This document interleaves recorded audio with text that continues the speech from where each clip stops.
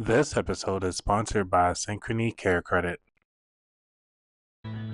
Just having that ready to come out of my wallet or putting it on a credit card wasn't, or having it didn't have that money in the bank. So this was able to give me the time to pay it over time or move things around and be able to satisfy it through different, sources of funds that I had. So I used that card multiple times that year because it's not just a one and done. It's a revolving credit card. So in many cases, at this time, at that time, I probably had 4 or 5 visits where I had different bills. It wasn't one $8,000 bill. It's like a $1,200 bill here, like a $2,000 bill here, a $500 bill, because you keep going back, and all those promotions are, running concurrent. Welcome, everybody, back to another exciting show of the About That Water podcast, where we help the sandwich generation build strong financial habits so that they can spend money, talk about money, and enjoy their money with confidence. And today, I want to talk about really just enjoying a pet, because some of you are actually pet owners and some of you might not be. But come across a recent article that said, a recent nationwide study by PetHealthEquity.org found that 28% of households with pets experience barriers to veterinary care, with finances being the most common reason. In low-income households, and researchers found financial and housing equity can increase the risk of animals that will not receive care that they need. Sociologist Arnold Aluk, author of Underdogs, Pets, People, and Poverty, estimates that 66% of the pets in poverty have never seen a vet at all. So I'm bringing on a specialist. His name is Jonathan Wainberg, who brings nearly 20 years of financial services expertise and leaderships to the role of the Senior Vice President and General Manager of the Pet & Co. brand business at Synchrony, one of the nation's premier customer financial services companies. Jonathan is responsible for business development, commercial ingenuity, market expansion, and revenue growth as part of the health and wellness platform comprised of more than 260,000 health providers nationwide. He oversees the health and wellness co-brand portfolio, including Walgreens. How are you doing today, Jonathan? Yeah, I'm doing great. Thanks for having me on, Anthony. Thanks for being patient with me with your intro, because you did so many great things, and this is amazing. Oh, listen, I didn't realize I did half of those, so I'm glad it's written there. So thank you. You're welcome. Now, one of the top questions that I have right now is that I've seen this going around online, and they say, like, if you can't afford your vet bills, should you even have a pet? Yeah, listen, that's a very tough question, right? I'm not one to dictate to someone how they spend their money, so it's a very personal decision. What I can say is, you should, you're bringing a living being into your household, right? And that you're going to be caring for. So it's best to understand some of the commitments that come with that, and whether you can afford them now, or if you can, work with family members or build a savings account for that. I think you're going to be better off, because a lot of the research shows that financial strains are in the vet industry or for pet parents is real, right? And you might be better off not having that pet if you think about all the other expenses you have. With that said, it's a personal decision. There's different levels of care that you can give to certain animals, and each breed has a different kind of lifestyle and cost to it. So I would say, for me personally, I would not feel comfortable having a living being and not being able to provide and care for it. But I think there are ways to think about it and budget for it so that pet ownership is not beyond the reach of a lot of people. Yeah, that is tough because I see people who have pets and they just, to me, I'm only seeing a dollar behind it. Like, okay, you want to get them a collar, you want to brush their Yeah. teeth, you got to make sure you get to the vet. Like, Hmm. so many different things. Like, are there any like common financial pitfalls that pet parents encounter when trying to plan for that pet care? Well, yeah, and before I kind of answer that, I think the other element to it is that there's incredible human benefits, right, for having a pet in your life, and it's not like you said, you see the dollars behind it. And that's a very important thing we got to talk about. But there's an incredible amount of studies that show you have better health outcomes, reduced depression by having a pet. People are more mobile if they're walking their dogs, and it helps with loneliness and a bunch of other stuff. So it's not just the dollar part of it. There's a lot of human benefits which could then improve other outcomes that people are going through. To answer your direct question on are there certain pitfalls that pet parents fall into? I think that the major one is not being prepared, right? I think it's hard. You can plan as much as you can, right, for eventualities, and I think pet parents are decent at that. Where they kind of fall behind is expecting the unexpected, and you're talking about a pet here, right? And so we know that in a pet's lifetime, right? We know that 4 to 5 pets are going to will experience a pet emergency, right? So, and it's hard to say you got to expect the unexpected, but that's the truth. So one of the things that people should always be prepared for is something in case, and because again it becomes an incredibly stressful time, and you're trying to think about the care of your pet and the life and death, perhaps in some cases, and then the stress of how are you going to afford this, and you want to be able to think clearly as you go through those decisions. Yeah, and I think most of the pet deaths happen because people can't afford their insurance just to kind of get them taken care of. Because I mean, I know when I was growing up, we had a dog, and it was like, well, as we were moving around, it's just kind of like the dog was just too big for the place. And so we had to quote unquote put him down or just give him to the vet and just be like, hey, we don't want him anymore. Or just because it couldn't fit that household. And it's emotional strain, just not on the parents, but also the kids. And because you're talking about more than just the finances, it's about the care and Yeah. feed of it.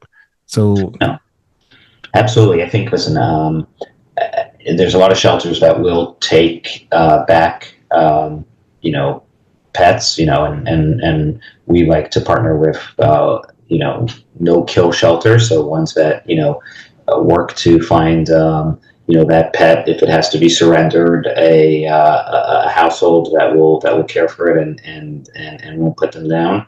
But it is the largest factor of when people are unable to keep their pet in their family is financial, where they have to give it to a shelter, right? There's other reasons also. There's behavioral reasons with the pet. There's, like you said, even living conditions. You move from, a house to an apartment, and maybe the apartment doesn't allow pets, right? Or you going into a different geography, and, things just don't work. You switch jobs, you can't take them for walks and stuff like that. But the number one reason for surrendering of pets is unfortunately financial.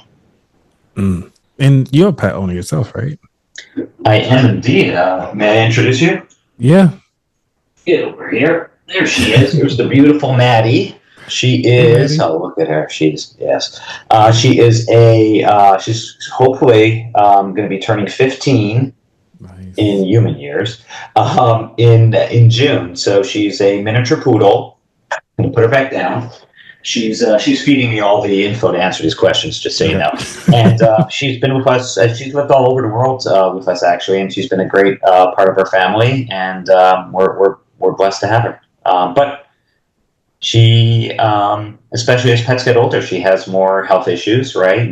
15-year-old is a senior pet, and she has a couple of chronic conditions. One of them is called Cushing's disease, which is common in poodles, and it's an adrenal gland issue that she has problem with cortisol levels, and so she's on medication for that, and she has to get her levels tested 2 to 3 times a year. She has a heart condition, a mitral valve deficiency, so the blood that goes into one of her chambers in the heart has like a murmur, like it goes back, it doesn't close. So she's on heart medicine, and she has to get a doggy EKG about twice a year to make sure that that is being kind of maintained properly, right? And not deteriorating. With that comes an expense. I'm fortunate that I have the means and the tools to pay for it. One of them is the business that I work for, CareCredit, where I'm able to put my bills, pay my bill with my CareCredit card, and get a deferred promotional finance product that allows me to defer interest for from 6 months to 18 months, depending on the size of the bill. Yeah. So one of the things is understanding is, one, you have the pet, but as the pet ages, going back to being able to afford that care, which goes back to, if you can't afford the bills, should you even have a pet? Because I could see, like, yes, and it was like, all right, well, it's a part of the family now. It's more than the finances. Let's do whatever we need to do to make sure that we take care of this pet, this our family member, and really make sure that they're taken care of. But for some people who feel like they are struggling right now to whether or not, hey, do we pay this vet bill, or do we take care of the food on the table for the rest of the family? And you mentioned credit care. How can credit care kind of help out with that process? Okay, CareCredit. Yeah. Yeah, I'm sorry. So no problem. So CareCredit is it's a part of Synchrony, and I'm responsible for a pet business, and it's basically the largest elective healthcare credit card in the United States, and it is it's accepted at around 280,000 healthcare providers in the United States, including about 28,000 of them veterinarians. So we have about 85% of veterinarians in the U.S. accept CareCredit, and it's also accepted in the dental space and the vision and the cosmetic space, audiology, etc. But in the vet space, what it can do for you is, if you apply and you get approved for that CareCredit card, and you get a bill for, let's just make it easy math, $1,200 bill, right? Which is a large bill. You can then use that credit card, the CareCredit card at the vet, and depending on which promotions that offers. But I would think they would put you on a 12-month promotion, where as long as you can pay $100 a month for 12 months to pay off your bill and not accrue interest, so long as you're making those payments. And that gives the pet parents the ability to pay that over time without having to hopefully borrow money, without hopefully having to accrue interest. And because we know people don't have $1,200 just lying around, or too many people don't have that. And so this is a product that helps manage that and put it into it's called bite-sized pieces, if you will, in that bill. Now, how does one go about even applying for the CareCredit?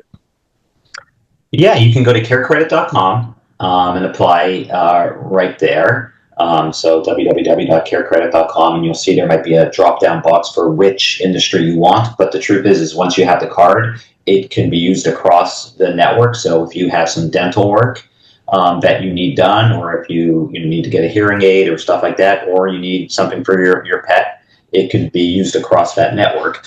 You can also get it at the veterinarian, right? And so if you're there and you get a bill that you're a little bit taken aback at the cost because you weren't prepared for that, it's very easy to apply in the veterinarian's practice as well.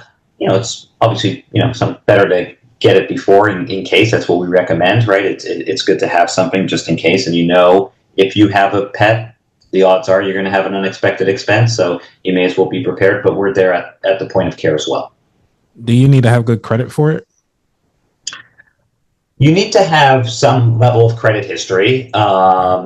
It's, good credit is not something for me. I don't have a grading on what's good and what's bad, because we underwrite at Synchrony, very deliberately with a lot of different data sources. So I can't pinpoint, hey, if your FICO score is this, you're going to get it or not, because we built in so many different factors into our approval underwriting mechanism. So what I can say is that because this is a network card and it is used just within this space and for certain procedures and with certain providers, we are able to underwrite deeper than you would for a general purpose credit card. So I think you have a better chance of getting approved for us because of some of those behaviors that we see, and we try to approve as many people as possible, in particular in this space. Yeah, because just thinking about the disparities of even access to credit in certain areas, and it's really good that the underwriting is there to help out even the people in the tightest of budgets, shall I say. And so going through that process, understanding like, okay, now that we got this card, we have all the things. Can you just do like a quick, I know you just did one for us, like you got a bill at $1,200 and it goes through that way. Now, is there anything like an annual fee that's going on along with this process, or is it just only as you use it? Yeah, there's no annual fee. So, and it's free to apply as well. Also, I would add that our application process is you can get pre-qualified. So if for some reason you're not going to get approved, it's not going to hit your credit bureau. So that won't hurt your, you won't look like someone's requesting it. So that's good. So we try to, protect the consumer that way. And then you'll get through the pre-qualification stage. It'll say, okay, yes, you pre-qualified, finish the application. So we're able to help the consumer out that way. But other than that, there's no annual fee. The way that it works is, we're able to give interest-free promotions out, or deferred interest promotions, I should say, so long as you're making those payments, right? So give that example, if you have that $1,200 bill and you got a 12-month promotion, so long as you make that payment every month of $100, you will not accrue interest or any fees. You can also catch up, right? So if you miss a month or two, and as long as you pay the full $1,200 before the end, you also will not have any fees or accrue any interest in that as well. So as long as you pay it off within that promotional period, each vet, depending on the size of the procedure and based on talking to the pet parent or the pet owner, will determine the length of that promotion. Everyone offers a 6-month. Some people offer the 12-month also. Quite a few offer the 12-month. Some offer an 18-month. There's a 24-month. It really varies, depends on the size of the ticket and what's manageable for the counterparties in the transaction.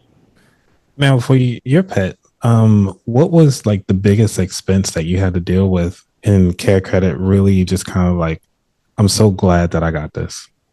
Yeah, I think it was a few years ago when we kind of discovered that she had this this Cushing's thing, right? There was a lot of different blood works we had to get done. She's quite small, and so we had to calibrate the right dosage, right? And we kept having to go back, a month here, a month there, a month there.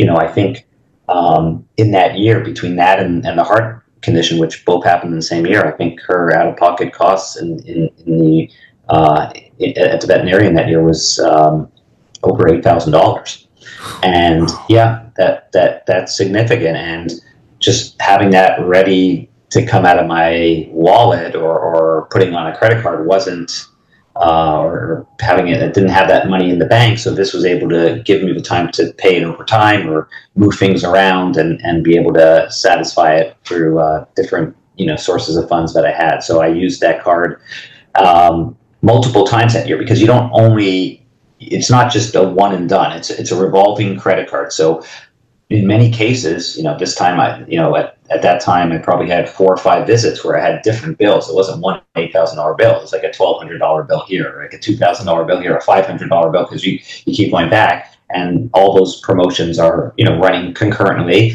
And, I set it up for auto pay, right? So we have that feature so that people, hopefully, it reminds them to pay it, and so that they don't accrue the interest. So you have that feature also where it pays it every month as well. Okay, it's starting to sound like that I should get a like a life insurance policy out for the pet, just in case. Well, when the pet dies, it's like, all right, let's go down to pay your bills right quick. Yeah. Well, listen, there is. Listen, pet insurance is another tool to help manage the costs and the unexpected costs of pet ownership, not on the life insurance side, but on the pet health insurance side, right? And I'm involved in that as well.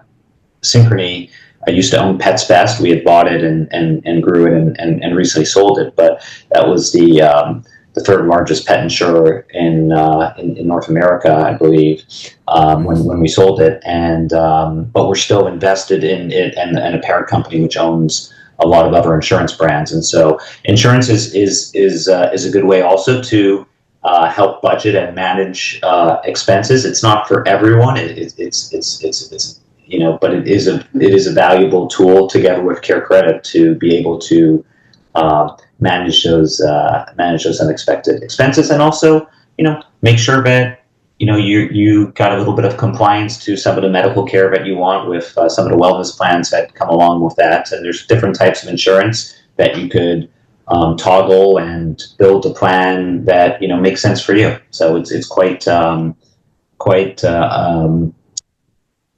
adjustable to the individual's needs.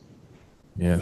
And to remind people that this is just for educational purposes only. So make sure you select what is best for you and your family, and including your pet into that family arena. So just want to throw that out there. So we're going to go into the features. This is the growth side of it. And I want to get your thoughts, because you've been in this industry for a long time. And what are your thoughts on the future of just pet healthcare? Well, we've seen the cost of care rise, not insignificantly over the last several years. Certainly since COVID, and with some of the inflation in the market, and inflation in the veterinary space and the pet space has outpaced that of the general market. So it's rising faster. There's several reasons for that. But one of the reasons, which I think unfortunately doesn't get as much news, is that outcomes are better, right? People, the veterinarians are better than they have been in the past. The information that they get, the testing of that stuff, the drugs, the specialties, we're seeing so much better outcomes, and with that, you're seeing some rising of price because there's a lot of specialized medicines that haven't been able to be done before, surgeries which hadn't been able to be done before, right? And so I think you're going to see, just like in human healthcare, really a lot of advancements, which is exciting, right? Now, some of them are going to come at a very high and specialized price, and some people are going to be able to afford that, and some people aren't, and I think that's just the way life is, sometimes. But I think what you're seeing, certainly, in a large proportion of the population, is people are willing to spend more on their pets than they ever were in the past also, right? I think you look at pet ownership, and it's on the rise, but it's not just on the rise. It's also the place that the pet has in the family, right? And so people are either getting married later, having kids later, not having kids at all, right? And so and more people have grown up with pets than they did in the past, right? And so they're they're, you want to call it the humanization of pets or what have you, but people are certainly spending more and are happy to, kind of put them at the center of the household. And with that, I think you're seeing people wanting to spend more on their pets, whether it be on some more high-end treats, maybe some nice, like, Halloween costumes also, or things like that, but also on and the care that they get, right? You're seeing a lot of specialized foods for specialized diets happening, and great advances there, and you're seeing hopefully a better compliance of care for those family members that we bring in. Yeah, one of my clients was just talking about they have a birthday for their dog coming up, and they was like, "Hey, I gotta make sure I get them ice cream, and I gotta make sure that they don't have this particular peanut butter with all this extra stuff in it." I was like, "Well, why don't you just use natural peanut butter, where it's just roasted peanuts and salt?" And they was like, "Well, I need to make sure I get it from this particular place. I don't want to try anything else." And I was like, "But it's just peanuts." Okay. Well, I am. What I am not is a vet diet specialist. That I can tell you.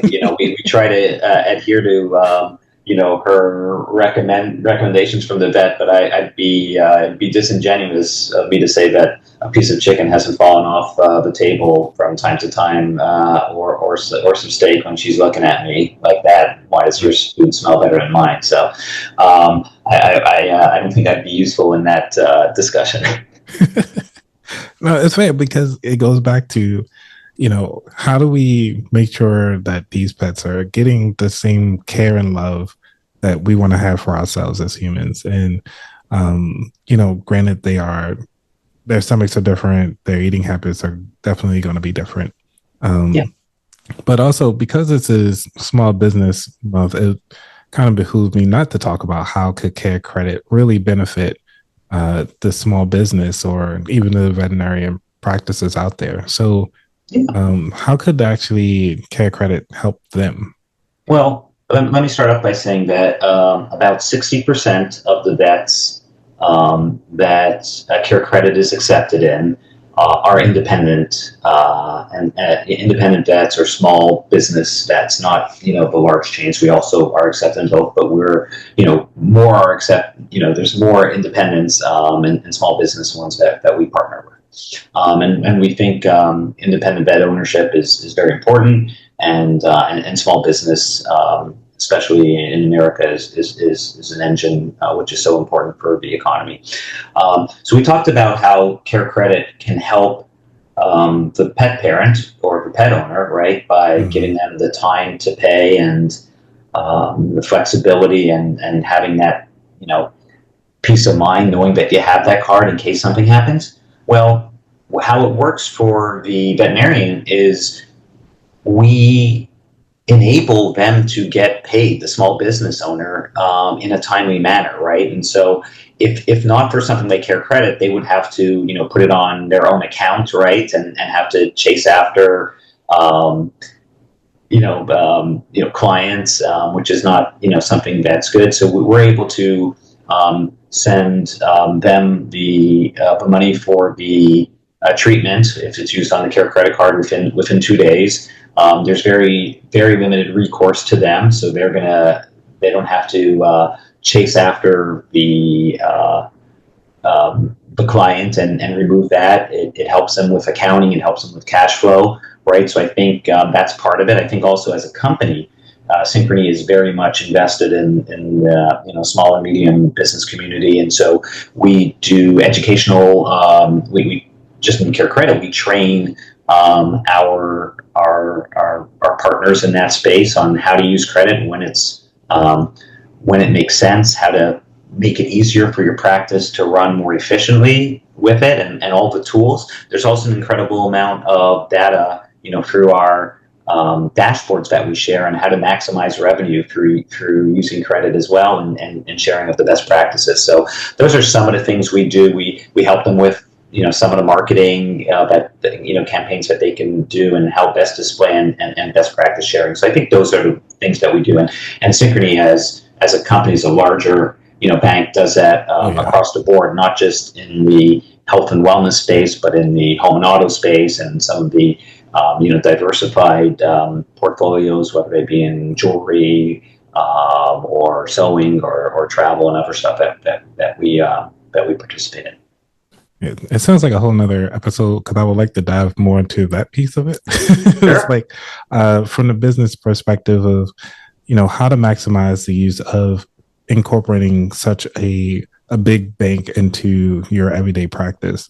And with that, just thinking about the futures one more time with the veterinarian. So say if I'm going to a veterinarian and I realize that they don't have CareCredit, what can I do to kind of pitch them as a user? Be like, hey, I noticed you guys don't offer this.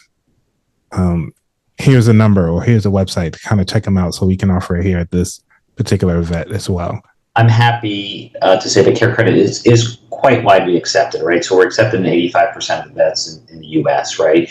And if you factor in a lot of, we offer promotional financing starting at $200. There's a lot of vets that typically, if it's just a vaccine or a quicker clinic that you only need $100, they don't accept. So I like to think we're not everywhere. We love to be accepted in everyone. And we're working on that so that you can tell them, if someone went and didn't have it, you should really accept CareCredit. I have a CareCredit card. It's a great product to help us as pet parents or pet owners manage that expense. The other thing you could do, if you go to carecredit.com, we have a partner locator, a provider locator. So before going to a vet or choosing a vet, you can see who actually accepts CareCredit already, and so that you're going into someone that has that service provide, which we believe, and certainly I, in my, not just in my professional role, but in my personal experience, is something that is fundamental to helping pet parents, manage the cost of care for that family member. Man, that's awesome. And thank you for making it so easy to kind of enroll to make that happen. Thank you so much. So I have one last question before we get to the final 4 questions, which is if you could share one message with pet parents who are feeling overwhelmed by veterinarian costs, what would it be? Well, first of all, I'd say you're not alone, right? I think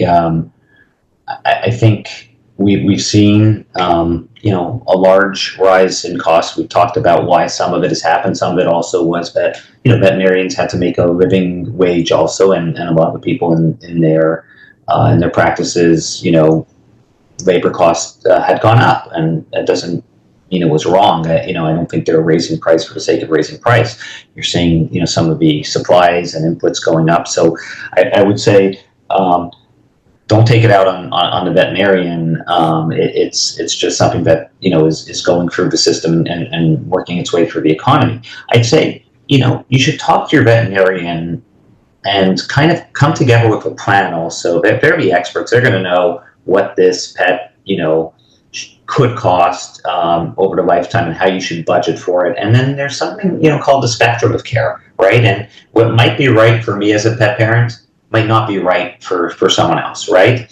And so kind of talk to them and think about, okay, what kind of level of care makes sense and works with your budget and your financial situation. And I think that's a very useful conversation to have when you're starting off in that relationship with that veterinarian, right? People tend to be quite loyal to their veterinarian, right? Which makes sense, and they're the experts in that field. So that's one thing I would say. Start off, have a conversation, say, hey, how often is this? Do you think I'm going to have to bring in? I have, let's say when Maddie was a puppy, this miniature poodle. How often do you think she's going to need to come in? Once a year, twice a year? What else do you recommend? How much is that going to be costing? This much over this, and together work with them on a plan. And I think information is power, right? And knowing all that stuff up front is going to make you less stressed about it. There's always going to be some sort of financial stress at some point, no matter what, because like we said, we tend to also sometimes bring your pet sometimes unnecessarily to the vet because they don't speak, right? And so they're your little protected child. You're like, oh, this person, it isn't acting, and it could just It could just not be feeling well, but doesn't need to go to the vet, right? And so there's going to be times where you're going to be emotional about it, and so being prepared and talking with the vet through all that stuff is great. There's some there's incredible amount of information online also, and just different networks and different community groups for those pets, and even those pets in these in certain geographies that you can get a lot of information from as well. I like that. And thank you for bringing that up, as far as, because we both not pet experts, because each species has its own thing. Like you mentioned that early on, and they have their own care and feed. So we got to be there. Absolutely. Right. There's certain things which, and there's certain breeds which, are going to have respiratory issues. There's certain breeds that you could be getting based on your, number one, your lifestyle, the amount of time you're going to be able to walk it. And so if you're not going to be able to take that dog on, get that dog that amount of exercise, it might not fit in the lifestyle that you need, which could result in adverse health kind of situations, right? If it's not getting the right amount of exercise, or if it isn't, it might behave, it may have behavioral issues because of that. So really study up before you get your pet on what the right match is for what you're trying to get out of that relationship and what you can provide it. Awesome. All right, ready for the final 4 questions, Jonathan? Oh, wow, okay. I'm ready. I don't, you'll tell me if I did well after this. You got it.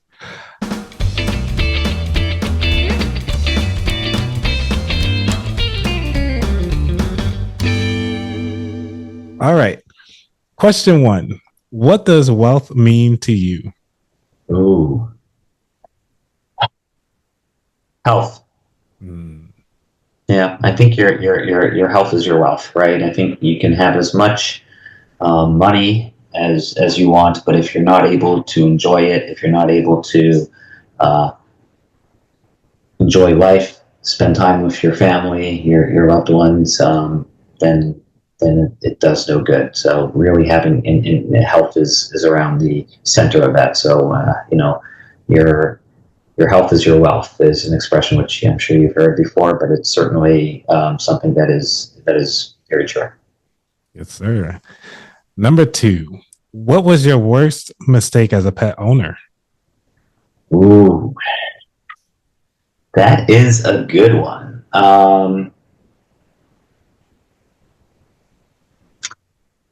I would say my worst mistake as a pet owner that's a tough one. That's a good question. I wasn't ready for that one. My worst mistake as a pet owner. Well, I think we had a little bit of a hard time when I have a 7-year-old son. Maddie is going to be 15. She was about 7 when we had him. And so I think I could have done a better job of getting her prepared for bringing another living being in the family. So his fingers got nipped a little bit, and we could have probably had a smoother transition plan for the two of them. We tried our best, but still there were some incidents. So getting her a little bit maybe more socialized. She's not a dog that bites, but children go and they pull and they do stuff, and so just making sure that we were ready for the human coming into the house. Those darn kids, right? Number 3. Is there a book that inspired your journey or changed your perspective? On pet parenting, or just in life? I usually go with life, but you can go with pet. Yeah. No, I don't. That makes it easier for me. Is that? I think the book that I would say really influenced me, and it was a book I read when I was young, but it was just it just taught me a lot about how the world works and people, and it actually has an affiliation to pet to some degree. It was is Animal Farm by George Orwell. It starts off, you see how people and power can change things, and how people are treated differently, and how corruption, works. And just really, it sticks to me, to this day, even though I probably read it in, the 8th grade or something like that. And I try to reread it once in a while. It just, kind of freshens things up, Yeah. Not an exciting one like The Art of War. I'm not that, or Machiavelli, The Prince. I'm not that calculated. Animal Farm was a great book, great storytelling, and using personification in animals. It was a perfect book, I think. Yeah, that's a good match, right? Yeah. Number 4. What is your favorite dish to make? Ooh. Well, anything that's not going to kill my family, because I am not a good cook. So yeah, that's a good. I am not great at cooking. My son says I make the best macaroni and cheese, but I'll concede it comes out of a box. I think it just is, is being nice. They have, this good brand now. I think it's called Goodles. It's like a healthier, boxed mac and cheese. I think, okay, here's what I got something for you. Okay. I learned how to make pizza during COVID. And so during COVID, I'd get the dough and, started making pizza. So for even since then, I think I made it a few weeks ago, and my son, likes to do it with me. And, we make, kind of these 2 little personal pizzas and dress them up. And it's a good way to spend time with him also. It's always fun, throwing dough, hopefully catching it. And he really enjoys that. So I'd say pizza. That is awesome, man. Look, you might have to do a video one day. Kind of share that off. Oh boy, yeah. I don't know. I may not pass the food inspection, but we'll try. Awesome. Well, Jonathan, it's been a pleasure having you on the show and really getting to learn a lot more about you, who you are, from the various interviews that you've done before, and also learning a lot more about CareCredit and how that actually can help out the pet parents in doing such great things. And I just want to commend you for doing a great work, really spreading the word out there and making it nice and easy for people to, take care of their family, not just financially, but also emotionally, because this is an emotional strain when things happen. We always want to have everybody in a good light. And to have this happen, this is a great way to kind of help people just continue on to live their lives that they want to.